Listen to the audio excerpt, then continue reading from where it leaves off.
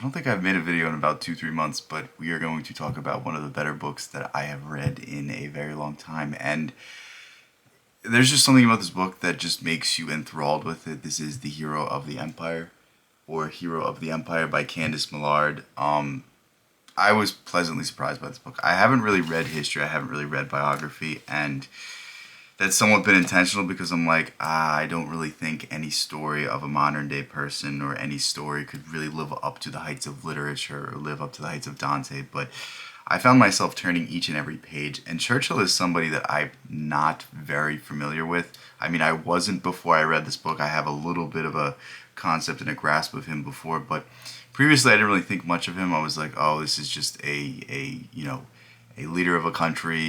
He's not that special. I don't know why people put him up in such high esteem, but I was pleasantly surprised. And I was given this book by somebody I work with, and they very much loved Churchill, and I was kind of like, why do you like this guy? And, soon after reading this book, I discovered it. Churchill is a very interesting figure. I think he's very of his time period, and I think if we judge him in a modern day context, you can say all sorts of things about him, but in his time, he really was larger than life. In his time, he really was a necessary evil. And I think there's so much more to him than most of us see, and you will really get that from this book. And the most fascinating thing about Churchill is that, and this is especially gone over into detail in this book, is that this was a young man who had the name, who had the royal lineage, but didn't have the accolades in the world yet to live up to that name. He was constantly trying to strive to be just like his father, who was seen as this great man who died way too soon. He traced his lineage back to some great general, some great lord of England, and he was born at this beautiful castle. It's Blenheim Castle or something like that, and just look it up. I think it was in Peaky Blinders. Like, it's one of the nicest castles you ever see. But this guy was born into greatness but wasn't yet great, and most of his life he was struggling to reach what he thought was living up to his name, what he thought was living up to his potential, and he was always trying to forwardly strive.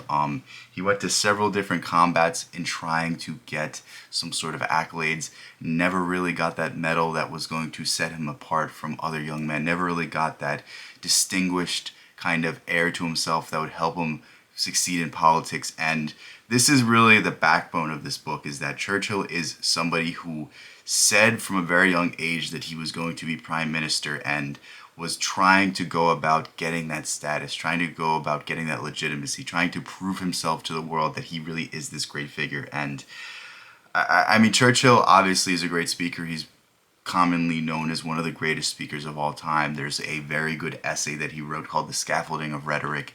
Tremendous. It's about 5 pages. I really recommend going and reading that. But yeah, Churchill had all the makings of a great man, but wasn't a great man yet. So he goes to the Boer War, and he originally went as a war correspondent, basically writing about the war. He wasn't actively a military personnel, but in the process of reporting, he kind of gets into the skirmish. He, instead of sitting back and cowering behind his journalistic credentials, he actively takes a stand with the British soldiers that he's fighting with, and as a result gets captured as a prisoner of war. He gets captured, and at first the prisoners are treated very, very, very, very well.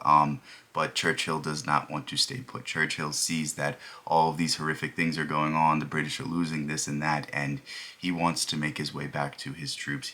Wants to make his way back to his family and his country, and he wants to join the war. And you would think seeing brutality and seeing war would make you want to avoid it completely, but Churchill was just of a different breed. Churchill was cut from a different cloth, and in fact, seeing the lack of success that Britain was having, he wanted to get his hands on it himself, versus just, okay, I'm being treated greatly, I can read whatever book, I'm consulting with the Boers hierarchy and all of their generals and military people, and I'm having conversations with these important people, and they treat me like not necessarily they're equal, but I'm a valuable chess piece to them. I'm a bartering piece. They're going to take care of me. And nope, Churchill's like, I'm going to escape. He ends up escaping, and he miraculously makes his way back to England, becomes a hero, and eventually wins a seat in Parliament because of this. But really my takeaways from this is Churchill was somebody that is far more complex than I originally thought. I don't think much of politicians. I don't think much of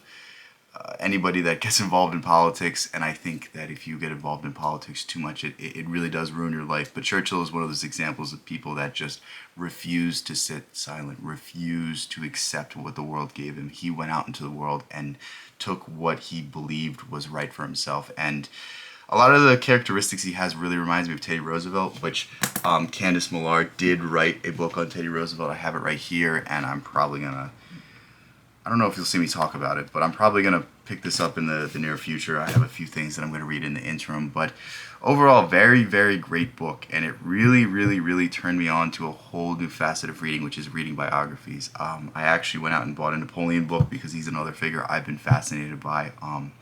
There are a few biographies I've already read, but I haven't really felt the need to talk about them. I really haven't been moved by them to this degree, but wow, I was really impressed. Great writing. Candice Millard is tremendous. I'm going to read all of her other books because I think she only has a few, so I can say that and I can probably do it. I know I've said that with a bunch of other people and have not got to it yet, but there's just so much to read. There's so much to learn. There's so much to begin to hope to understand about this world, and we can only do it one book at a time. And yeah, just before I go, it feels nice to make a video. I don't think I've made a video, like I said, in 3 months.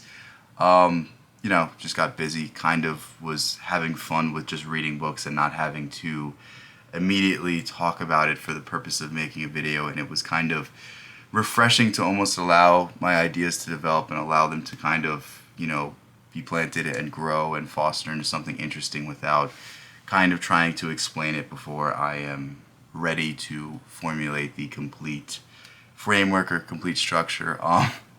Like the more I think about like the things I would, not necessarily that I disagree with them 100%, but like the things I have said about like certain philosophies or certain ideas or certain ways of approaching things, like I just don't believe the same way, and it's weird to me to actively be growing in ideas and actively be changing my ideas and having said something like a year ago and then there's still a video on it, and it's like I don't know. It's a weird thing to kind of put out into the ether and put out and create to kind of a conception of yourself, and now we're getting into things that don't really matter. But with that said, I love you guys so much. It feels good to be back.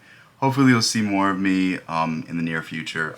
No promises on how frequently I'm going to make a video, but I will keep making videos. I don't know about streaming. I don't have any time anymore, but I definitely can set aside 10 minutes here, 10 minutes there every once in a while to keep you guys updated, to see what facets of reading I've developed into enjoying and various other things. But yeah, I have a backload of books I can talk about and a lot of things that I've read recently that have absolutely completely changed the way I've seen the world. But do I share them? Do I want to share them? I haven't made the decision yet, but yeah, stay tuned for more. And if you haven't seen me in a while, I'm sorry, but I am back. At least for now. I mean, I might disappear again, but with that said, peace out. I'll catch you guys in the next one.